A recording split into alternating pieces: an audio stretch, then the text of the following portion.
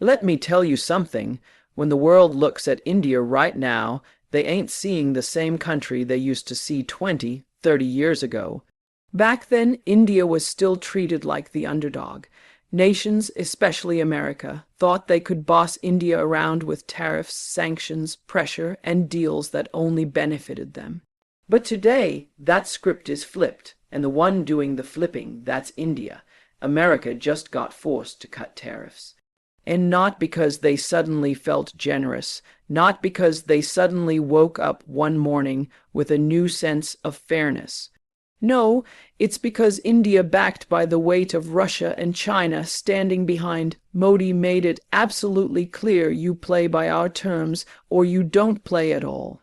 You got to understand something about power. It doesn't get handed to you, you take it.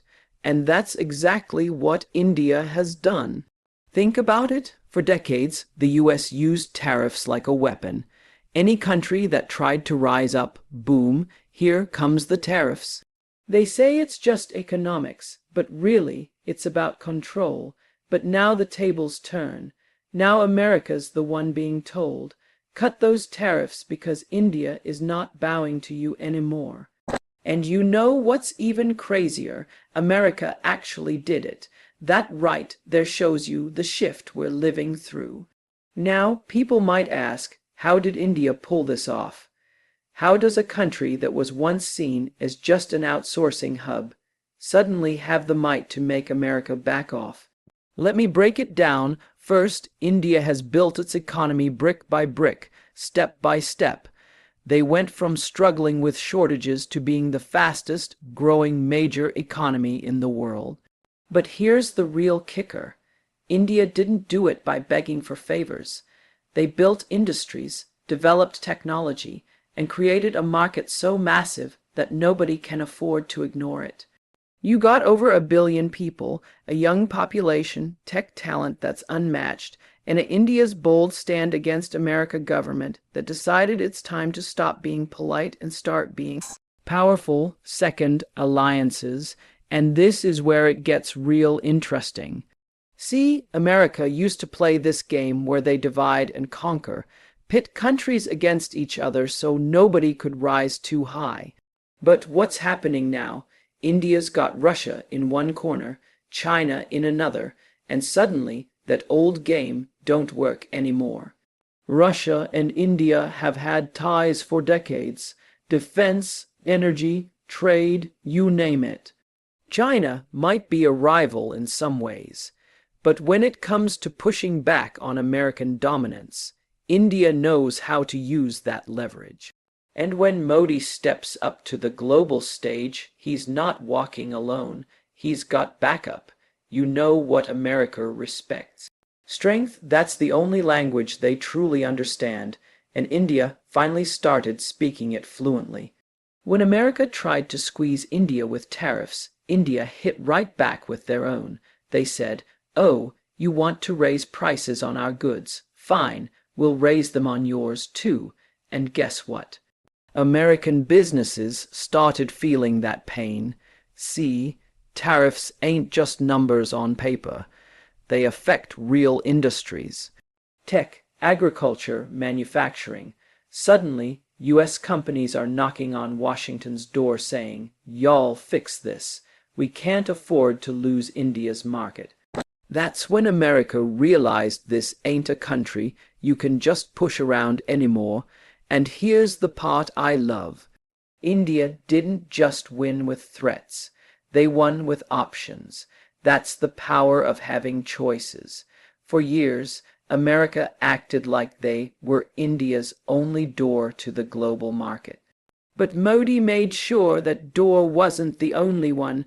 Oil from Russia, trade with China, partnerships with Europe, investments from the Middle East.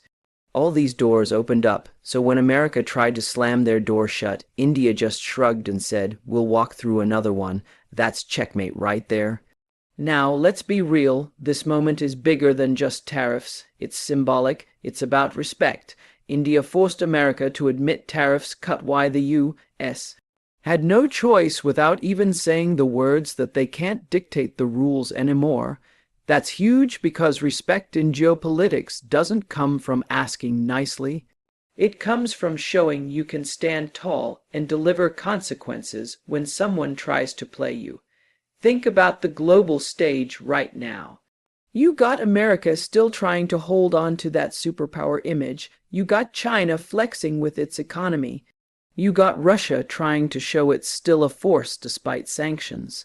And then you got India quietly but powerfully rising, saying, "We don't need to be in your shadow.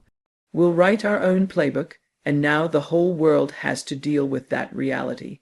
What makes this even more powerful is the timing. The global economy is shaky, supply chains are fragile, energy markets are unstable. And in the middle of that storm, India stands as one of the only countries with growth, stability, and the potential to become the manufacturing hub of the world. That means if you're America, you can't afford to make India your enemy. You can't afford to cut India out. You need them more than they need you, and when the balance flips like that, oh, the whole relationship changes. Let's not forget the man steering this ship, Modi. Whether you agree with his politics or not, you got to respect the fact that he understands leverage. He knows how to turn India's strengths into bargaining chips. He knows how to project confidence on the world stage. And with Russia and China backing him, he walks into every negotiation with extra muscle behind him. That ain't just leadership, that's strategy. Picture it like a poker table. America's been the big player for decades, throwing chips around like nobody could challenge them. But India just sat down at the table with a stack, so high America had to sit up straight. And here's the best part. India ain't bluffing. They've got real cards in hand: energy security, military partnerships, a massive consumer market, and global allies ready to deal. That's why America folded on tariffs. They had no choice. And let's talk about those allies for Russia and China. Back Modi's Strategy Minute. Russia has been India's defense partner for decades. Even when America tried to pressure India to stop buying Russian oil, India said no. Why? Because cheap oil from Russia keeps India's economy moving, and guess what happened? Western sanctions didn't break Russia, but they gave India an opportunity to buy energy at a discount and strengthen their position. That's called turning somebody else's problem into your advantage. Then there's China. Now people like to say India and China are rivals, and they are no doubt. Border tensions are real. Competition is fierce. But when it comes to breaking America's monopoly on power, China knows India's role is crucial. And India knows that playing its cards right with China keeps America guessing. That's the genius of strategy. You don't have to be friends. You just have to be smart. America thought it could use tariffs as a stick to control India. Instead, it ended up proving India's strength, because when the stick doesn't scare you anymore, you realize you're not the one being disciplined. You're the one holding the power, and that's what India just showed the whole world. Now, let's think about what this means for the average person in India. See, geopolitics can feel far away, like it's just about leaders and governments. But when tariffs get cut, that means Indian goods can move easier into American markets. That means more business for Indian companies, more jobs, more income, more growth. It trickles down. It's not just about pride on the world stage, it's about prosperity at home, and that's the real victory. The West doesn't like to admit it, but India is rewriting the rules of global trade. They're showing that you don't have to bow down to one superpower. You can create balance by building strong relationships with multiple players. That's what a true independent nation looks like. And let me tell you, the psychology of this shift is massive. For years, America assumed India needed them more than they needed India. But now America is learning a new lesson. Dependency runs both ways, and when the power balance changes, so does the respect. You can already see it in how American leaders talk about India now. More cautious, more respectful, more eager to cooperate instead of dictate. That's not kindness, that's recognition of power. This is why I keep saying the rise of India isn't just about economics. It's about confidence. It's about a country that knows its worth and refuses to settle for less. That's what forced America's hand. Because when you know your value, you can walk into any room, any deal, any negotiation, and make others see it too. And the story ain't over. Cutting tariffs is just one chapter, but it sends a message louder than any speech. India is here to stay, here to grow, and here to demand respect. America, Russia, China, they all know it now. The game India's new global confidence has changed, and India is the one holding the pen that writes the new rules. The new world order is India at the center, not at the sidelines. And I need you to understand how big that is because for decades, India was always invited into the room, but never given the main seat at the table. India was treated like a supporting actor in a global movie where the lead roles were always America, Russia, or China. India had to clap for others not along and wait for permission to speak. But now that old script is gone, that storyline is dead because India forced the world to look at it, not as an extra in someone else's show, but as the main character in its own story. And you don't get to the center of the world order by accident. It doesn't just happen because the world feels generous. You get there because you fight for it. You prove your worth and you refuse to stay in the shadows. That's what India has been doing over the last few decades, slowly at first, quietly, without a lot of fanfare. But now the results are undeniable. The country that was once seen as just a cheap labor hub, just a market for foreign companies, is now setting terms and calling shots. See, the center of power has always shifted throughout history. It used to be Europe, then it moved to America. Now, in our lifetime, we are watching that center tilt toward Asia. But out of all the Asian nations, it's India that's becoming the balancing point. Because here's the truth. The US can't control the future without India. Russia can't maneuver global strategy without India. And even China knows it can't dominate without India in the equation. That's why India is at the center. It's not about being the loudest. It's about being the one everyone has to consider before making a move. Now, let's talk about why this shift is happening. First, numbers don't lie. India is the world's largest democracy, and it's about to be the biggest population on Earth. That means a consumer market so massive that no corporation, no government, no economic powerhouse can ignore it. When you've got 1 billion people moving into the middle class, buying cars, smartphones, homes, energy, you're not a secondary player. You're the game itself. America knows it. Europe knows it. Even the Middle East knows it. That's why they're all lining up to sign deals and shake hands with India. Second, India ain't just a market, the economic power play anymore. It's a creator. You look at technology.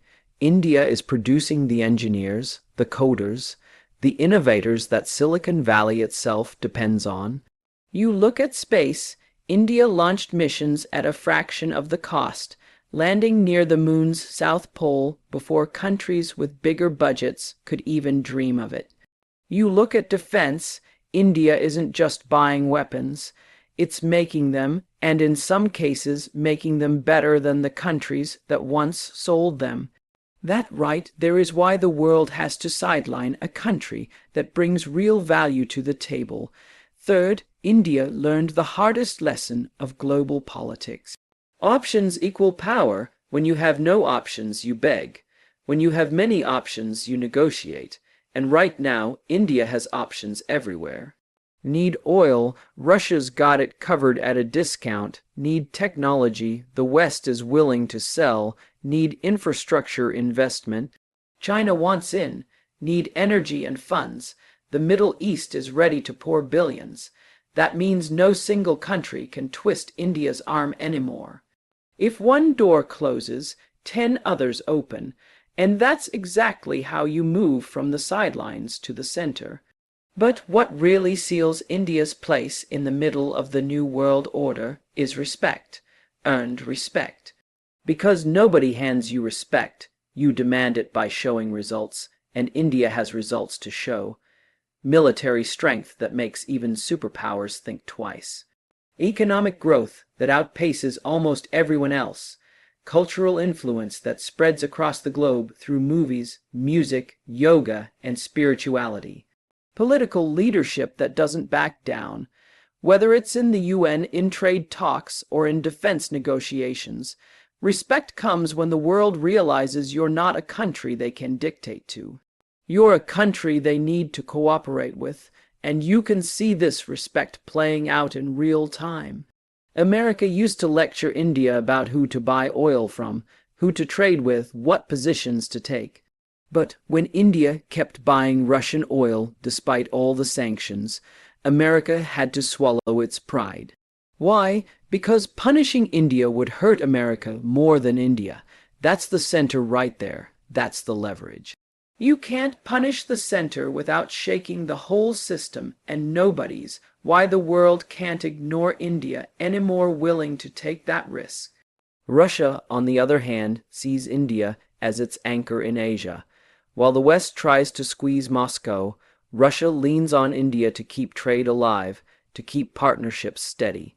China, even though it competes fiercely with India, still knows that without India's participation, its dream of rewriting the global order falls flat. That's why China shows up to Bahrain, summits with India at the table, because ignoring India is no longer an option. Let me paint you a picture. Imagine the world order as a wheel. For years, America was the hub in the middle, and everybody else was just a spoke connected to it. If you wanted to move, you had to go through America, but now that wheel has shifted, India's becoming that hub. And what does that mean? It means if America wants influence, it needs India. If Russia wants influence, it needs India. If China wants influence, it still needs India. That's the power of the center. Everything revolves around you. And this didn't happen overnight. It took decades of building, struggling, falling, and rising again. It took leadership that believed in India's potential. It took people who refused to settle for less, who pushed boundaries in science, in business, and politics. That's why India is where it is today, at the heart of global conversations, at the crossroads of power. Let's not forget how symbolic this moment really is. For centuries, India was colonized, exploited, dismissed. The British used it as their jewel. The West used it as a market, but nobody treated it as equal. Now, in the New World Order, those same nations that once saw India as a follower are coming to it as a partner. That's history rewriting itself right in front of our eyes. The colonized has become the central, the overlooked has become the overlap. The ignored has become the indispensable. Now some folks out there still think America will always run the show, that India's rise is just temporary. But those folks aren't paying attention because the numbers, the politics, the economics all point in one direction. India is not moving back to the sidelines. Every year its economy grows stronger, its global influence spreads wider, its military becomes more the rise of a new global order advanced, and its people more confident. You can't reverse that momentum. It's like a train that's already left the station. The world can either get on board or get left behind. This also means India is reshaping alliances. Old groups like the G7 don't hold the same weight unless India is part of the conversation. price is rising, and who's at the heart of it? India, the Quad with America. Japan and Australia doesn't function unless India's in. Even climate talks, energy deals, global health plans, nothing gets done without India at the table. That's what happens when you're in the center. People can't just talk about you, they have to talk with you. And you know what really seals this transformation? Confidence. India carries itself differently now. It doesn't beg for loans from the IMF. It offers aid to others. It doesn't wait to be invited. It creates platforms of its own. It doesn't just react to global crisis. It shapes the solutions. That confidence comes from knowing your worth, from seeing the results of decades of hard work, and from realizing that you are not who others told you you were. You are much bigger, much stronger, much more essential. Think about it. When America, Russia, and China, three of the final words India at the center of the future biggest powers in the world, are all aligning, negotiating, and shifting strategies based on what India does, that's proof enough. You're not a side player if giants are adjusting their steps around you. You're the center, and the dance doesn't move without you. So when I say the new world order is India at the center, not at the sidelines, it's not just a statement, it's a reality playing out in front of our eyes. It's the story of a nation that went from being overlooked to being unavoidable, from being pressured to being the one applying pressure, from waiting outside the room to sitting at the head of the table. This is not just India's moment.